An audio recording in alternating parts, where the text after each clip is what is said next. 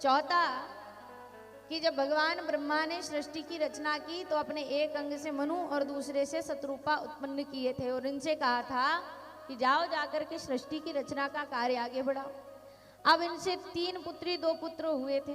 3 पुत्री देवहूति, आकृति, प्रसूति, 2 पुत्र उत्तानपाद और प्रियव्रत। अब जो उत्तानपाद थी इनकी 2 पत्नी हुई सुरुचि और सुनीति। अच्छा, सुरुचि भली की सुनीति? हाँ माताओ, सुरुचि भली की सुनीति? दोनों में से कौन अच्छी है? हाँ, देखो आप बताने में थोड़ा संकोच कर रहे हैं तो मैं पहले इसका अर्थ बता देती हूँ। जो रुचि के अनुसार कार्य करे वो सुरुचि, जो नीति के अनुसार कार्य करे वो सुनीति। अब बताओ सुनीति अच्छी कि सुरुचि? हाँ,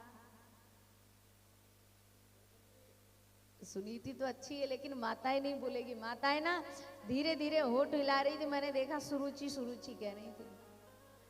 लेकिन माता जो सुनीति थी इन्होंने अपने बालक को इतने अच्छे संस्कार दिए कि छोटे से ध्रुव जी महाराज ने 4 वर्ष की आयु में भगवान की प्राप्ति कर ली।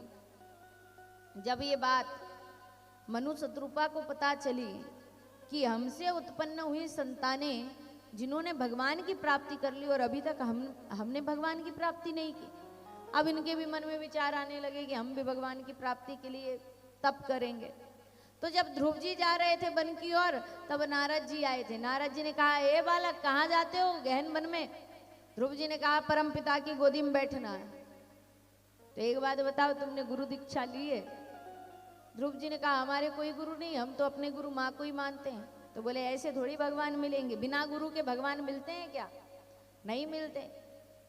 तो बोले एक मंत्र मैं तुम्हें दे देता हूँ, उसी मंत्र का उच्चारण करना, उससे भगवान की प्राप्ति हो जाएगी। वो मंत्र था ओम नमो भगवते वासुदेवाय, और उसके जाप से ध्रुव जी ने भगवान को पाया था। 12 अक्षर का मंत्र। और जब मनु शत्रुपा के मन में विचार आया कि अब हम भी जाएंगे तप करेंगे और भगवान की प्राप्ति करेंगे, तब नारद जी आए। नारद जी ने कहा, भगवान को पाने के लिए तो चले, पर ये बताओ कोई मंत्र पता है कि नहीं? उन्होंने कहा, जानकारी तो नहीं है। बोले हम बता देते हैं, 12 अक्षर का मंत्र का जाप करना और इसके ही जाप करने से भगवान तुम पर प्रसन्न होंगे। ये दोनों विचार करके पहुंचे धेनुमती नदी के किनारे, जाकर के स्नान इत्यादि किया, तप करने बैठ गए। यही 12 अक्षर मंत्र का जाप करने लगे। ओम नमो भगवते वासुदेवाय। ओम नमो भगवते वासुदेवाय। ओम नमो भगवते वासुदेवाय। ओम नमो भगवते वासुदेवाय। वासुदेवाय प्यारे नंद नंदनाय। वासुदेवाय प्यारे नंद नंदनाय।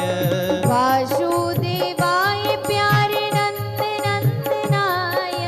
वासुदेवाय प्यारे नंद नंदनाय।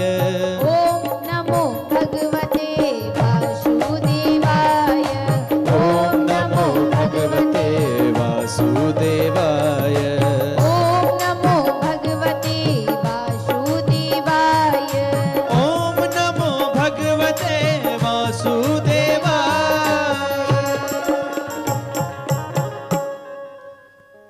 जब जाकर के ये मंत्र जाप करने लगे तो भगवान प्रसन्न हुए, भगवान दर्शन देने आए।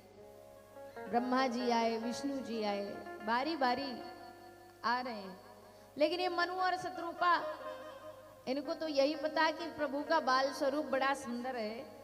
तो इन्होंने जब विष्णु जी आए तो इन्होंने कह दिया कि नहीं नहीं, हमें तुम्हारे दर्शन थोड़ी चाहिए, हमें तो उस परमात्मा के दर्शन चाहिए जिसने अनेकों ब्रह्मा विष्णु बनाए, हमें उनके दर्शन कराओ। फिर जाप करने लगे। भगवान विष्णु समझ गए कि ये मेरे बाल स्वरूप के दर्शन करना चाहते हैं और भगवान आज दर्शन देने पहुंचे। कैसे? नील सरोरु नील मणि नील निराधर श्याम। नील सरोरु नील मणि निराधर श्याम। लाजहि तन शोभा निरखी कोटि कोटि सतनाम। लाजहि तन शोभा निरखी कोटि कोटि सतनाम। भगवान आज नीले स्वरूप में दर्शन देने पहुंचे, श्याम वर्ण में आए। नील सरोरु नीलमणि नील निराधर श्याम, इतना सुंदर भव्य स्वरूप। आनंदित हो गए मनु और शत्रुपा। भगवान ने कहा मांगो, क्या मांगना चाहते हो? अब इन्होंने भगवान को मक्खन लगाना प्रारंभ किया। भगवान से क्या कहते हैं? दान शिरोमणि कृपा निधि नाथ कयहु सति भाव। दान शिरोमणि कृपा निधि नाथ कयहु सति भाव। चाहहि तुमहि समान सुत प्रभु सन कवन दुराव। चाहु तुमहि समान सुत प्रभु सन कवन दुराव। क्या मांग रहे हैं कि महाराज हमने सुना है कि आप दानियों में भी शिरोमणि हो, आप दानियों में सबसे बड़े दानी हो। दानी शिरोमणि कृपा निधि और नाथ कयहु सति भाव। और हमें क्या चाहिए? चाहहि तुमहि समान सुत, तुम्हारे जैसा पुत्र चाहिए। भगवान बोले कि देखो हम तो अकेले ही हैं, हमारे समान कहाँ से लाके देंगे भैया, कुछ और मांगो। नहीं नहीं प्रभु, चाहिए तो यही चाहिए, आपके समान ही पुत्र चाहिए। इतना प्रेम। भगवान ने कहा ठीक है, प्रेम इतना ज्यादा है तो भगवान को तो मानना ही पड़ेगा।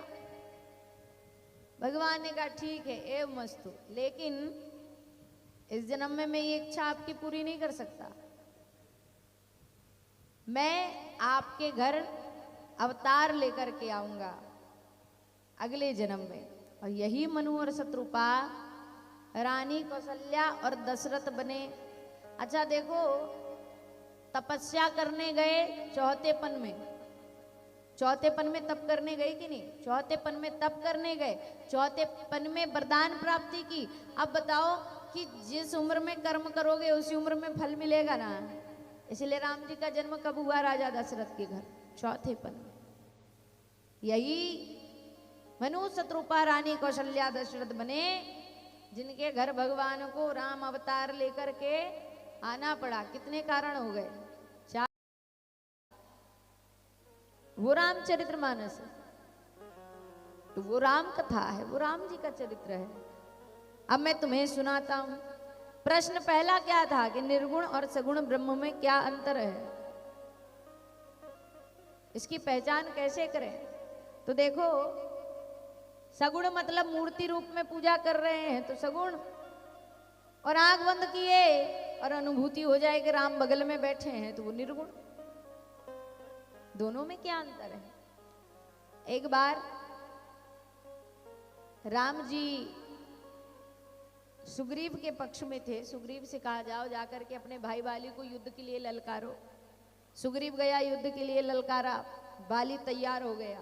बाली की पत्नी ने समझाया कि देखो, जो सुग्रीव के पक्ष में खड़े हैं वो कोई साधारण मानव नहीं, वो परमात्मा है, तुम युद्ध करने मत जाओ।